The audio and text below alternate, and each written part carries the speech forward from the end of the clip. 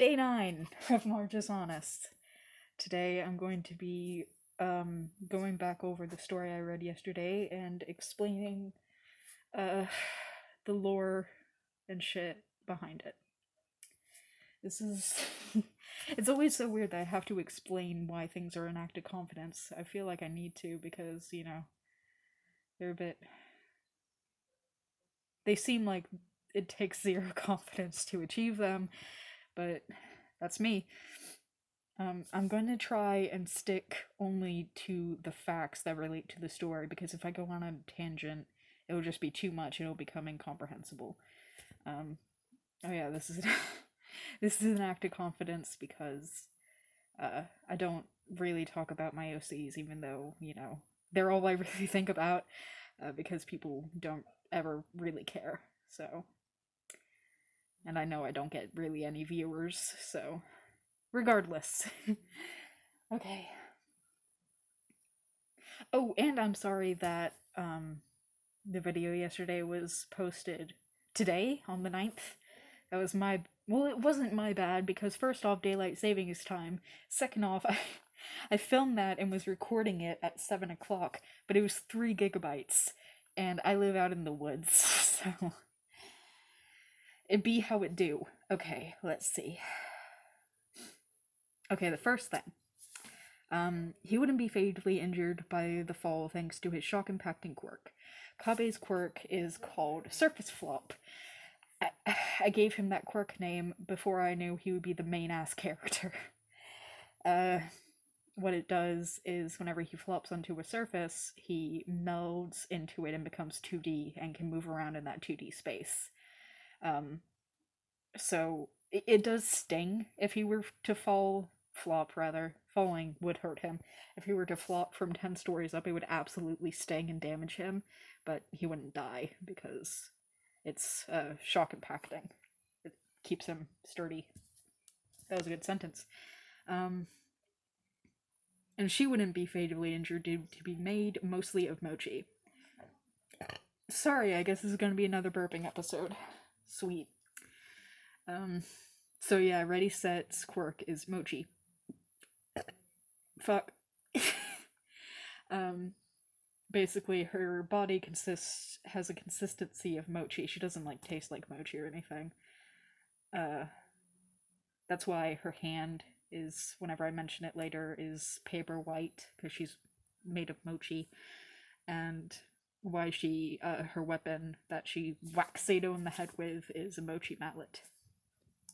She uses it to form herself whenever she wants. It helps her alter her form, basically. Okay, I'm gonna talk this. I've been having serious problems with that. I need to get my hair cut. Okay, he was a real good guy, much better than most of us. That's a big one. She's talking about Okane. This, the clan that they mentioned that they're in is a loan shark clan, basically a Japanese mafia. And Okane was the son of the leader, and thus kind of the heir to the throne. Ready Set and Sato are related to him. Somehow, don't ask me how, we still haven't figured that one out. Are they cousins? Who knows?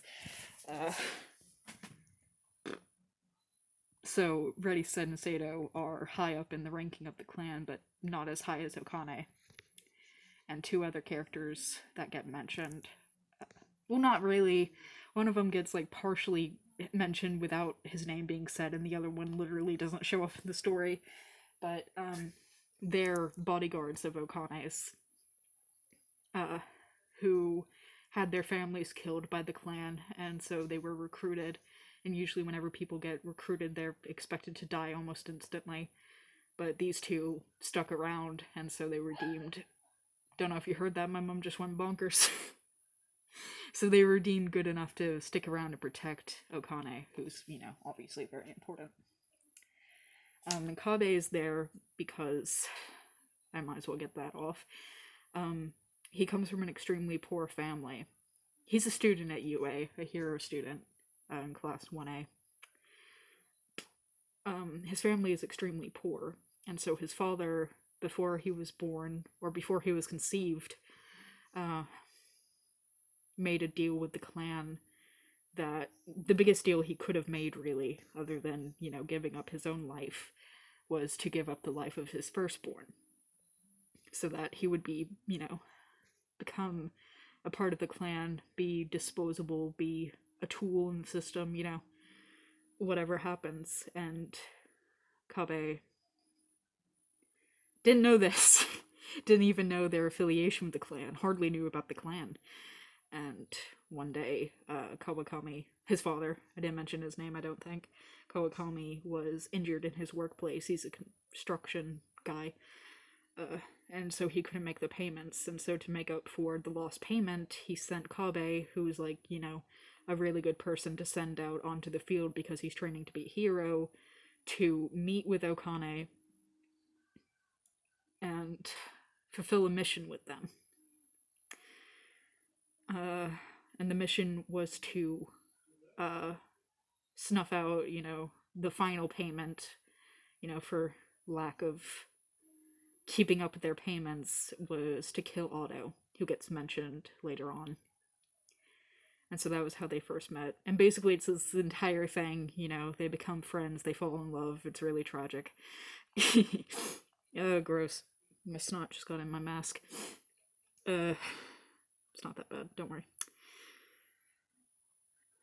And so whenever, because, like, the story deals a lot with morality, and, like, these kids are all killers, like, they have murdered, but we play them off, it's not just me writing this story, we play them off as victims, because they were born into this. They didn't really want to be a part of it, but they were forced to.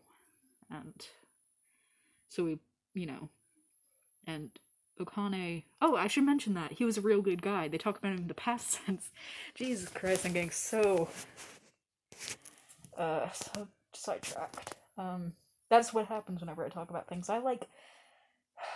So the first time they had met, they killed Otto.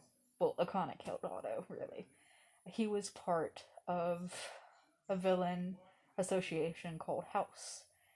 And Kika and Haku, characters who come in the second part, really, really loved him. He was basically like a father figure to the both of them. Oh, my computer went off. Okay. He was like a father figure to the both of them. And they were the first ones. They actually came in while Okane and Kabe were still in the apartment. But they had escaped before they could get to them. And they saw Otto's body. And what the clan members do is that whenever they kill someone, they take their blood and write the clan symbol on the wall. And so they saw the clan symbol and did research on it.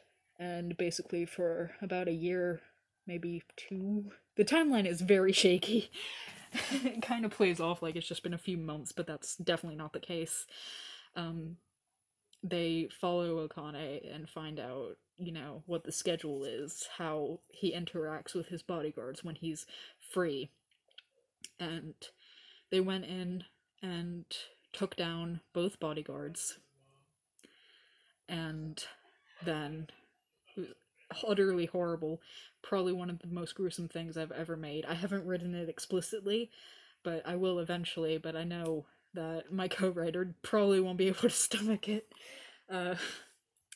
They capture Okane and have him locked up in a warehouse and basically brutally torture him to death. And I still say, like, and Kiken is the one who killed him. Haku pretty much watched. Haku's quirk, I know I said I wouldn't go off on a tangent. I promise this is all relevant. Haku's quirk is called Mind's Eye. Whenever he looks someone in the eye, he can read their mind. And so he read Okane's mind and basically turned around and told Kiken, "You remember what we said we were going to do to him?" Kiken nodded. Haku just said, "He deserves 1,000,000 times worse." Kiken their quirk is called Infinite Organ. Basically, they have extreme oh god, regenerative. I think that's right. Muscle properties, tissue replacing properties, um, and they actually uh, have this thing where they feel pain as pleasure, so they can just delve a knife into their own gut and pull out their intestines and be totally fine with it. And so they spent a lot of their time torturing people, like horrible people, to death because that's just their MO. They were basically just like this villain aligned vigilante for a long time before they joined the association. And so Kikan, thinking that Okane is absolutely pure evil, did the worst of the worst. And it was found out later that Haku had actually seen Okane's true feelings about the entire situation and lied to Kikan. And of course, Kikan kind of fell apart because, like, that's like the ultimate betrayal. Like, to make them do something so absolutely horribly brutal to someone who didn't deserve it. They were crushed. But, a lot of dramatic stuff happened and it was basically forgiven. Basically, in the scene where Haku is about to be killed by Sato is whenever Kikan forgave him. Because, that's the person that he loves who's about to die.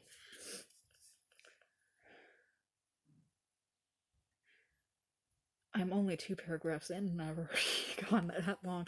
Okay. So, what's the next thing?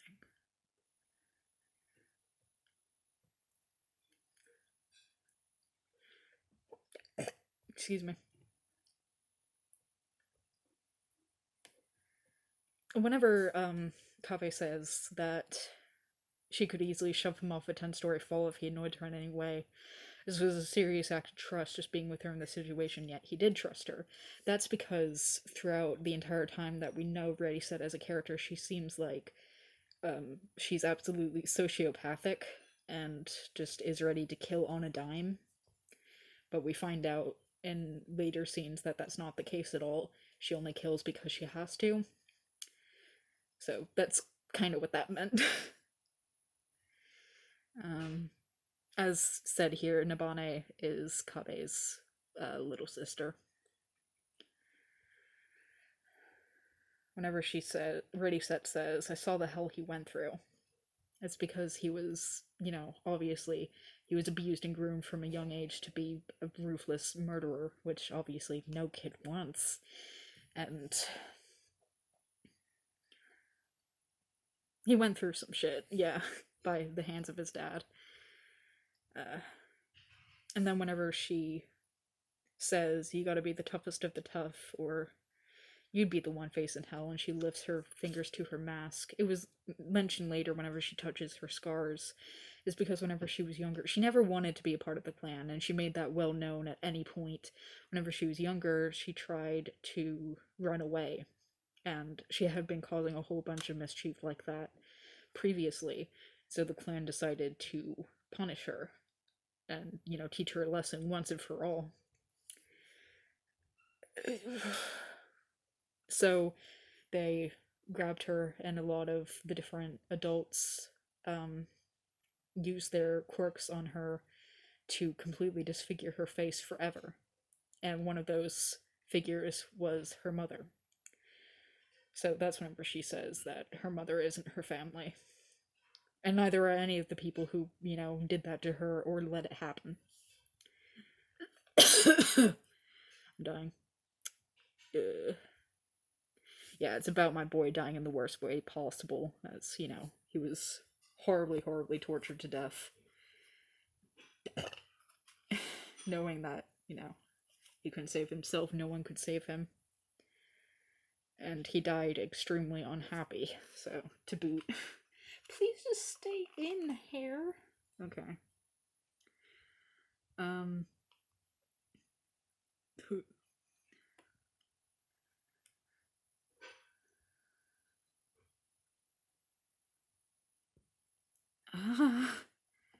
Sorry for the extended silence. I mean, I know no one really watches, but there is like one person who's been watching my videos, who I deeply appreciate. So just bear with me. I'm very sorry. Ugh. So I'm going to focus my energy where it matters. I'm going to take down the clan in the name of Okane. So Kabe had this in his mind, like, of course he's a hero and he deeply cared for Okane. He wanted to save him from the clan somehow. There was absolutely no way he could figure out how, and he had been thinking about it for so incredibly long, but never really got anywhere with it, and then he was dead. So, in his death, he decided to group with House, who were doing their own thing. House was also recruiting a bunch of people, one of them being the nurses from Refuge, which are mentioned in the second part. And they're basically a villain-aligned association of nurses who give health care to villain-aligned people who obviously can't go to regular hospitals to get health care, or they risk, being apprehended. And he had UA working with them and professional heroes, and all of them basically joined forces to take down the clan because they had been a scourge on Japan for a long time, multiple generations. And obviously Saito didn't go with Ready Set. Ready Set tried to get them to join with their forces, but Saito, it was said later, Saito was in love with one of the bodyguards that was killed, Goldie, and basically the only thing that they're out for is to kill Kikon to avenge Goldie's death. And that's whatever they say later, that they know that Haku was the one who killed him. Because Kikon had killed Shadow, the other bodyguard, and Okane. So they had figured that they had killed Goldie as well, but it was actually Haku. Because, should I go in that, or is that too much of a tangent?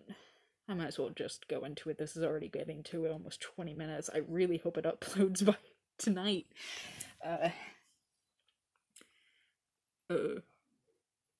Yeah, Goldie's quirk is that he can show a person, an individual, their worst fear, their biggest nightmare. Oh, really can show them anything, but, they go with the worst nightmare. That's the easiest for them. And so they used that on Haku and showed him his parents, who he had long ago murdered in a blind rage, because he has, he kind of blacks out sometimes whenever he gets angry, and he killed his parents. And so he got angry seeing them and being forced to witness them, so he killed Goldie. And that was that. So that's what was meant whenever Saito was saying, just like, I know it was you who killed him, not them. I'm jumping ahead a lot. I was trying to go consecutively, but one thing just... Oh, that's a good look. But one thing just leads into another. The entire scene... I'm dying. Good content. The entire scene at the end between Ready, Set, and Kabe isn't supposed to be romantic in any way. I feel like I should just put that out there. Because Kabe, well, was in love with Okane and has a bunch of other stuff going on. Ready, Set is probably aromantic. I haven't honestly thought about it. Basically, it was just supposed to be a tender moment of her. Like, they had some serious relationship building over the course of their time together. At first, she only used him to rile up Okane because Okane was trying to keep, this beautiful golden child away from his horrible family, and so Sato and Ready Set, basically hung all over him. It was just like, hey Okane, look what we're doing. Aren't we pissing you off, basically? And so that developed into what it is now, of her accepting him as family.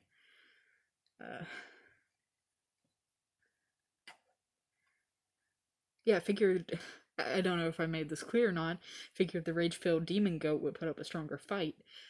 My co-writer makes so many of the characters furries. I would too, but I try to avoid it because the source doesn't have that many furries. Of course, they do have a few, and like I try to play with, having animal features, but not being full furry. But yeah, Haku is a full furry goat, and he's beautiful. Um, I already mentioned last time, so that there wasn't too much confusion, that Sato's quirk was that he can uh, transform into one person's love interest, and so because that would have been a confusing scene, just like, oh, his attacker transformed into Kikon. Like, what? Who's that, first of all? um,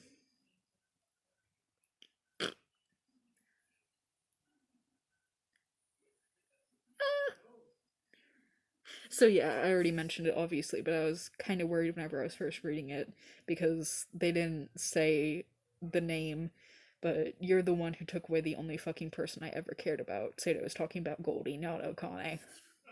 Sato didn't really care about Okane at all. They're actually another reason that they stayed with the clan is because since Okane is gone and he's his relative, then and of a decent age, it was more likely that they would be able to take over the throne, and they did want that.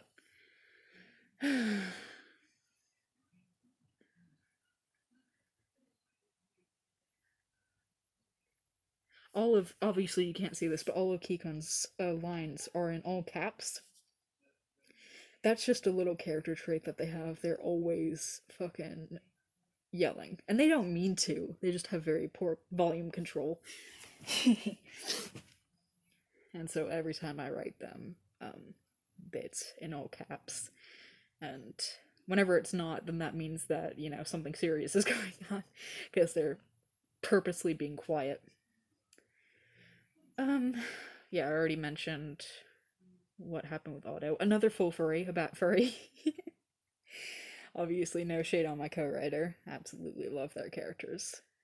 I already mentioned the Mochi Mallet.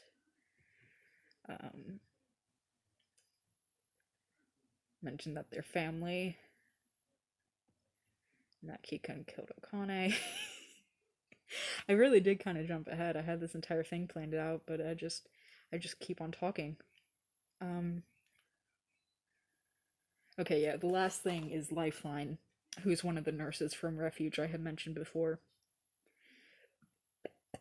They all have, I'm so sorry, I keep burping.